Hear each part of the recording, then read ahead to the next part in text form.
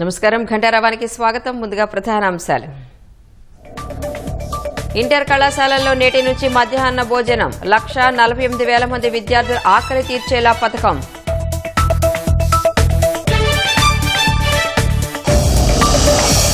నేడు విశాఖలో నేవీ విన్యాసాలు. ముఖ్య అతిథిగా హాజరు కానున్న సీఎం చంద్రబాబు.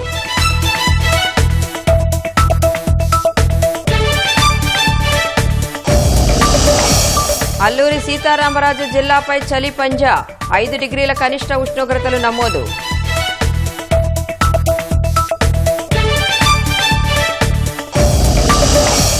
మణిపూర్లో మరోసారి చెలరేగిన హింస.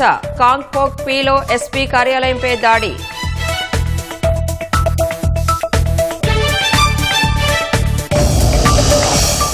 యూపీ కుంభమేళాలో సాధువుల సందడి. ఇంజనీర్, డాక్టర్ వంటి వృత్తులు వదిలేసి సన్యాస జీవితం.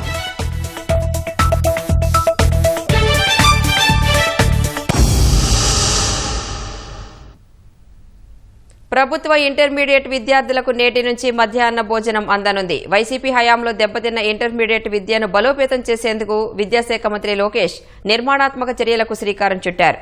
ప్రభుత్వ కళాశాలల్లో విద్యార్థుల హాజరు శాతం, ఫలితాల మెరుగుదలకు ప్రణాళికలు రచించారు. ఇందులో భాగంగా డొక్కా సీతమ్మ మధ్యాహ్న భోజన పథకాన్ని రాష్ట్రంలోని 475 ప్రభుత్వ జూనియర్ కళాశాలల్లో నేటి నుంచి ప్రారంభం కానుంది. దీనివల్ల 1,48,419 మంది ఇంటర్ విద్యార్థులకు భోజనం అందనుంది. విజయవాడ పాయికాపురం నుంచి మంత్రి లోకేష్ ఈ కార్యక్రమాన్ని లాంఛనంగా ప్రారంభించనుండగా మంత్రులు, ఎమ్మెల్యేలు ఆయా నియోజకవర్గాల్లో పాల్గొంటారు. 475 ప్రభుత్వ జూనియర్ కళాశాలల్లో 398 కాలేజీలు సమీపంలోని పాఠశాలలకు అనుసంధానమై ఉన్నాయి. అక్కడ వాటికి భోజనాలను తయారు చేస్తారు. మిగిలిన 77 కళాశాలలను కేంద్రీకృత వంటశాలలకు అనుసంధానించారు. ఇంటర్ విద్యార్థుల మధ్యాహ్న భోజనం అమలుకు ఈ ఏడాది 27 కోట్లు, వచ్చే విద్యా సంవత్సరంలో 85 కోట్లు ఖర్చు చేయనున్నారు.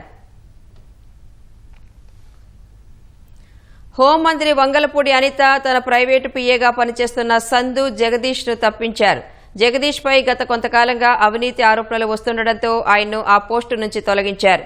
బదిలీలు, పోస్టింగులు, సిఫార్సుల కోసం అక్రమ వసూళ్లకు పాల్పడుతున్నారని, సెటిల్మెంట్లు చేస్తున్నారనే ఫిర్యాదులు జగదీష్ పై ఉన్నాయి.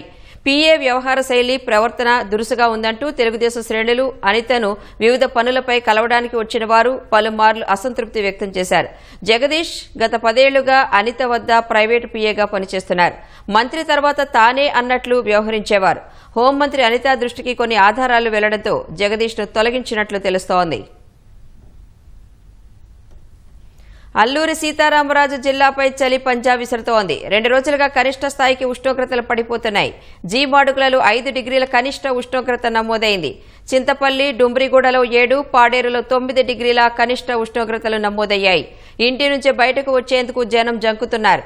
ద్విచక్ర వాహనదారులు గ్లౌజులు వేసుకుంటే గానీ బయటకు రాలేని పరిస్థితి. చలి మంటలతో జనం ఉపశమనం పొందుతున్నారు. దట్టమైన పొగమంచుతో వాహనాలు లైట్ల వెలుతురులో ప్రయాణిస్తున్నాయి. మరో 5 రోజుల పాటు వాతావరణం శీతలంగా ఉంటుందని అధికారులు తెలిపారు.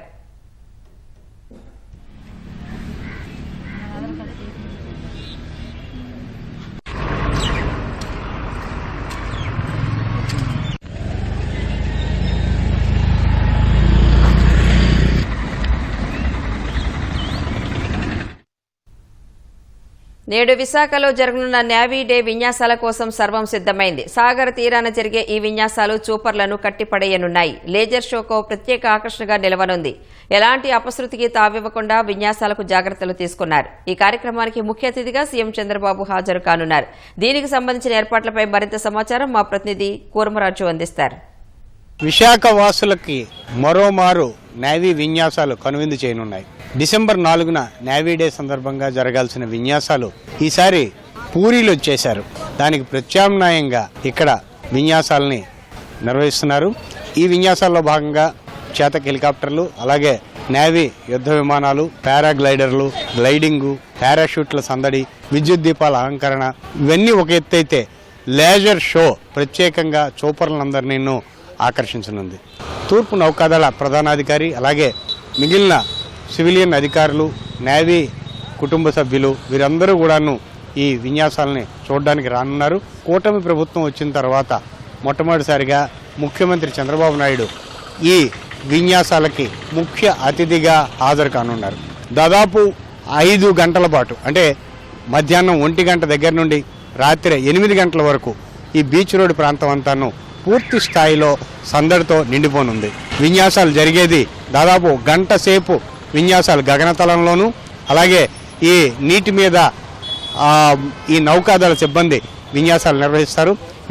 ఈ విన్యాసాల తర్వాత నేరుగా ఈ లేజర్ షో ఉంటుంది. ఈ లేజర్ షో తర్వాత సాంస్కృతిక కార్యక్రమాలు కూడా మేము ఈసారి నౌకాదళం అంటే వాళ్ళ పెరేడ్ కానీ ఇవన్నీ కూడా ఆయన ఏర్పాటు చేసింది. ఆర్కే బీచ్లో సందర్శకులకి ఇవన్నీ కూడాను కనువిందు చేయనున్నాయి. విశాఖ బీచ్ రోడ్డుకి చేరే రహదారుల్లో అన్నీ కూడాను డైవర్షన్ ఇచ్చారు. వాహనాలని ఎక్కడికక్కడ పార్కింగ్ ప్రాంతాలని నిర్దేశించారు. ఈ స్థలానికి పాసులు ఉన్నవారు నిర్ణీత సమయంలోగా చేరుకోవాలని కూడాను ఇప్పటికే వాళ్ళందరికీ నిర్దేశించడం జరిగింది. వీఐపీలు వస్తున్న దృష్ట్యా భద్రతాపరంగా ఎటువంటి లోటుపాట్లు లేకుండా పూర్తి స్థాయిలో చర్యలు చేపడుతున్నారు. కేవలం C Srinivasarao, Kurmaraju, ETV news, Visakhapatnam. YCP హయాంలో ప్రధాన పోస్టులో ఉన్న ఓ మాజీ అధికారి కుమారుడు తండ్రి అధికారాన్ని అడ్డం పెట్టుకుని కడప జిల్లాలో ముగ్గురాయి వెరైటీస్ లీజును దొంగదారిలో దక్కించుకున్నారు. తెర ముందు ప్రభుత్వ రంగ సంస్థను పెట్టి జాయింట్ వెంచర్ కింద వెరైటీస్ గనుల్ని కొట్టేశారు. అప్పటి గనుల శాఖ డైరెక్టర్ వెంకటరెడ్డి డైరెక్షన్లో ఈ గూడు పుఠాణి సాగింది.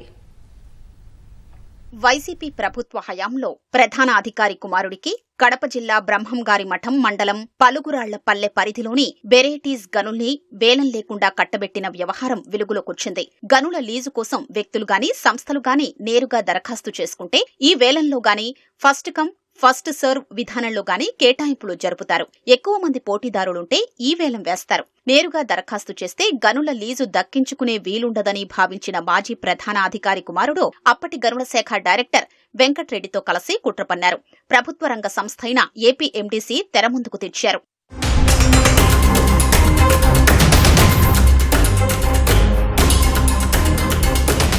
ఏపీ ఎండీసీకి పలుగురాళ్లపల్లె సర్వే నంబర్ 222/9 పిలో ఉన్న 24.5 హెక్టార్లు లీజుకు కేటాయించారని 2023 ఆరంభంలో ఏపీ ఎండీసీతో గనుల శాఖకు అర్జీ పెట్టించారు. ఏపీ ఎండీసీ ఎండీ గనుల శాఖ డైరెక్టర్ 2 వెంకట్రెడ్డి కావడంతో కుట్ర చకచకా అమలైంది. ఆ భూమిని గనుల శాఖ ఏపీ ఎండీసీకి రిజర్వ్ చేసింది. అనంతరం అందులో భూగర్భ మైనింగ్ చేసేలా లీజు కేటాయించింది. ఏపీ ఎండీసీ జాయింట్ వెంచర్ గా ముగ్గురాయి వెలికితీసి విక్రయించేందుకు 2023 జూలైలో గనుల శాఖ టెండర్లు ఆహ్వానించింది. 3 బిడ్లు దాఖలైనట్లు చూపించి చివరకు సదరు మాజీ ప్రధానాధికారి పుత్రరత్నానికి చెందిన సంస్థ SR varieties mines and minerals అనే సంస్థకు బిడ్ కట్టబెట్టారు. అది ఆ లీజులో తవ్వితీసే ప్రతి టన్ను ముగ్గురాయికి ప్రభుత్వానికి సీనరేజీ చెల్లించడంతో పాటు సీనరేజీ విలువ 1.65 రెట్లు ఏపీ ఎండీసీకి చెల్లిస్తానని కోట్ చేసింది. 2023 సెప్టెంబర్లో టెండరు ఖరారు చేశారు. ఎస్ఆర్ వెరైటీస్ అనే సంస్థ పుత్రరత్నానిదైనప్పటికీ దాని తెర వెనక ఉంది మాజీ ప్రధాన అధికారేనని నాడు గనుల శాఖలో అందరికీ తెలిసినా ఎవ్వరూ అభ్యంతరం చెప్పలేదు. అప్పటి మైనింగ్ డైరెక్టర్ వెంకట్రెడ్డి చెప్పినట్లు తలాడించి అక్రమాలకు సహకరించారు.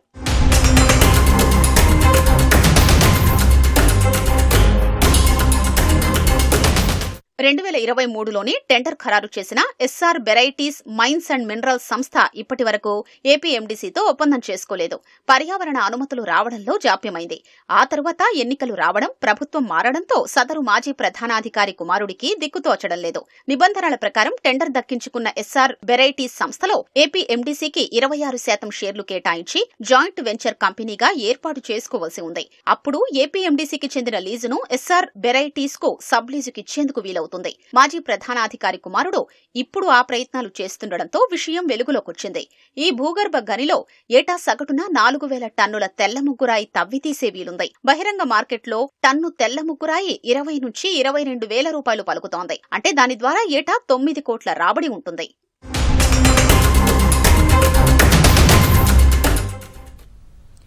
శ్రీ సత్యసాయి జిల్లా పుట్టపర్తి ఎమ్మెల్యే పల్లె సింధూరారెడ్డి కాసేపు టీచర్లా మారిపోయారు. నల్లమాడలోని అంబేద్కర్ గురుకుల బాలికల పాఠశాలలో 10వ తరగతి విద్యార్థులకు ఆంగ్ల విద్యను బోధించారు.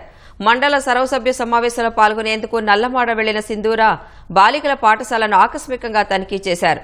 10వ తరగతి విద్యార్థులకు మార్చిలో పబ్లిక్ పరీక్షలు ఉన్న నేపథ్యంలో సిలబస్ త్వరగా పూర్తి చేయాలని ఉపాధ్యాయులకు ఎమ్మెల్యే సూచించారు.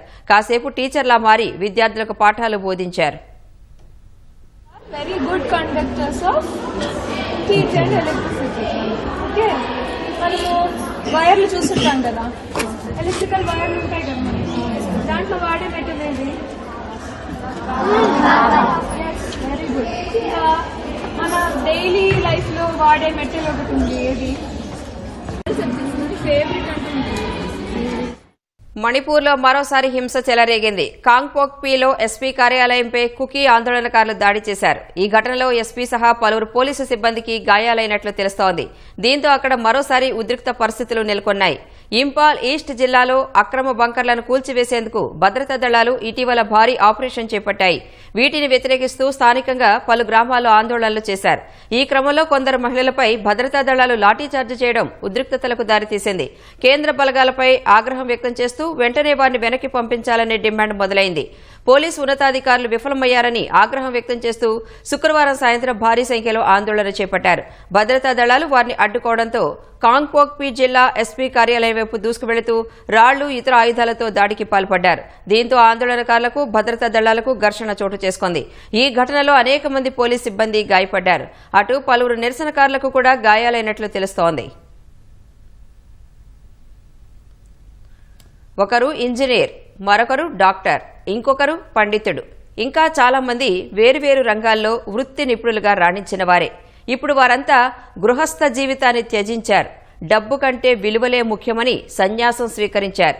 గృహస్థుడి కంటే సాధువులుగా దేశానికి ఎక్కువ సేవ చేయగలమని ఆధ్యాత్మిక ప్రయాణం చేస్తున్న మాజీ వృత్తి నిపుణులపై ప్రత్యేక కథనం.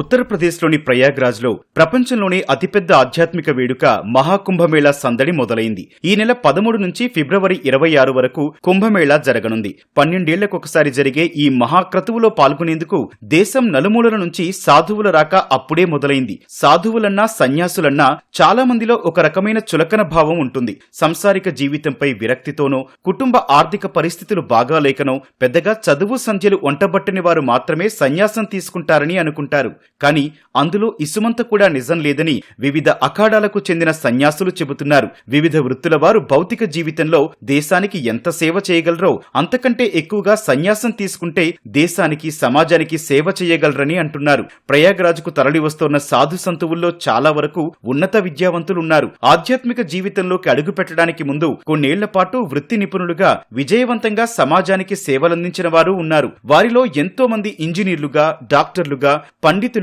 ఇతర వృత్తుల్లో పనిచేసిన వారు ఉన్నారు. వినటానికి ఒకంత ఆశ్చర్యంగా ఉన్నా ఇది నిజం. ఆ విషయాలను వారే స్వయంగా మీడియాతో పంచుకున్నారు. मुख्य तरह से लगभग 50% संत पढ़े लिखे हैं. जैसे मैं ही आज जो सिविल इंजीनियर हूँ. मैंने 78 में लखनऊ से हिबिट पॉलिटेक्निक का नाम लखनऊ में सुना होगा, उससे सिविल में जो है इंजीनियरिंग करी थी. और 2 साल की सर्विस करने के बाद मेरा मन नहीं लगा सर्विस में. उसके बाद मैं 80 में अपने अखाड़े में शामिल हो गया था. Major multinational companies like ACC, Birla, Kajaria, Dalmia, Kajaria, ACC Concrete and all. Then finally I saw the entire, even what money is. जब मुझे जो पैसा का real values, then I took sannyas from the Niranjani ఆకారం. ఆధ్యాత్మిక జీవితంలోకి అడుగు పెట్టడం, అందులో కొనసాగటం అంత సులభం కాదని వివిధ అఖాడాలకు చెందిన సాధువులు అంటున్నారు. సాధువులుగా మారాలంటే ఖచ్చితంగా సంప్రదాయాలకు కట్టుబడటంతో పాటు ప్రాపంచిక సంబంధాలను త్యజించే ధైర్యం, తెగువ కావాలంటున్నారు. అప్పుడే ఆధ్యాత్మిక జీవితంలో ఆనందంగా గడపడమే కాకుండా అఖాడాల్లో ఉన్నత స్థానాలకు చేరుకోగలరని అంటున్నారు. आप लोगों से बहुत भिन्न है. जब हमारे पास कोई संन्यास्त हो जाता है, जो भी व्यक्ति आएगा उसको हम ब्रह्मचर्य की दीक्षा देंगे. और जब हमें ये लगेगा कि ये व्यक्ति जो है अखाड़े की परंपराओं का पालन करेगा, उसी समय उसको संन्यास दिया जाता है. संन्यास्त होने के पश्चात वो वापस घर नहीं जाएगा. हमारी परंपरा है, वो वापस घर नहीं जाएगा और घर से संबंध नहीं रखेगा. तो जो उस परंपराओं का पालन कर पाता है, वही अखाड़े के जो हमारे मुख्य पद होती है उसी को दिए जाते हैं. వివిధ అఖాడాల్లో సన్యాసం స్వీకరించిన వారు సాధారణ వ్యక్తుల కంటే కూడా దేశానికి, ప్రపంచానికి ఎక్కువ సేవ చేయగలమని నమ్ముతారు. అందువల్లనే చాలా మంది విజయవంతమైన తమ వృత్తులను త్యజించి సాధువులుగా మారారు. एक सन्यासी एजुकेटेड है, पढ़ा लिखा है, डॉक्टर है या इंजीनियर है, तो वो अपनी भौतिकता में रहते हुए जितनी देश की सेवा कर सकता है उससे कई गुनी ज्यादा संन्यास की परंपरा में आने के बाद देश की सेवा कर सकता है। क्योंकि अगर वो गृहस्थ में रह के कार्य करता है तो गृहस्थ में रह करके कहीं ना कहीं उसको किसी ना किसी व्यक्ति से मोह ममता 12 ఏళ్లకొకసారి 45 రోజుల పాటు సాగే మహాకుంభమేళాలో ఆధ్యాత్మిక సౌరభం వెల్లివిరియనుంది. మహాకుంభమేళాలో పాల్గొనేందుకు దేశంలోని వివిధ ప్రదేశాల నుంచి సాధువులు బాబాలు ప్రయాగ్రాజ్కు చేరుకుంటున్నారు. వారిలో 3 అడుగుల 8 అంగుళాల బాబా ప్రత్యేక ఆకర్షణగా నిలుస్తున్నారు. అస్సోంలోని కామాఖ్య పీఠానికి చెందిన ఈ 57 ఏళ్ల బాబా 32 ఏళ్లుగా స్నానం చేయలేదని తెలిపారు. మహాకుంభమేళా సమయంలో పుణ్యస్నానాలు ఆచరించే సమయంలో ఆత్మలు కలుసుకుంటాయని చెప్పారు. కుంభమేళాలో పాల్గొనేందుకు ప్రయాగ్రాజ్కు రావడం సంతోషంగా ఉందని అన్నారు.